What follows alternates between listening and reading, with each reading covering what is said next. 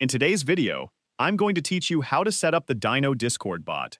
Dyno is one of the most popular Discord bots for moderation, automation, and server management.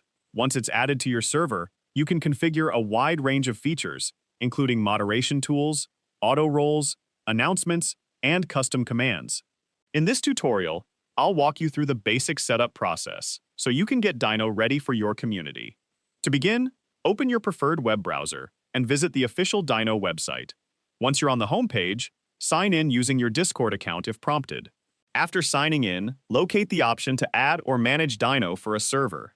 Next, choose the Discord server where you want to set up the bot. Keep in mind that you'll need the appropriate permissions, such as Manage Server or Administrator, to add bots to a server. After selecting your server, review the permissions that Dyno requests. These permissions allow the bot to perform moderation tasks and manage server features. If everything looks correct, authorize the bot and complete any verification step that appears. After the authorization process is complete, return to Discord and confirm that Dyno has joined your server. You should see the bot listed in your server's member list. If it doesn't appear immediately, give Discord a few moments to refresh. Now go back to the Dyno dashboard in your browser.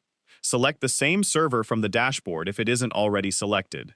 This is where you'll configure the bot's features and customize how it behaves in your server. Take a moment to explore the available modules.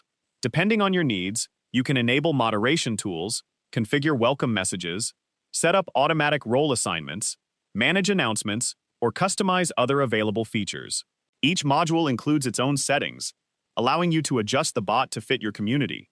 After enabling the features you want to use, save your changes if prompted. Most settings take effect right away, but it's always a good idea to verify that your configuration has been applied successfully before moving on.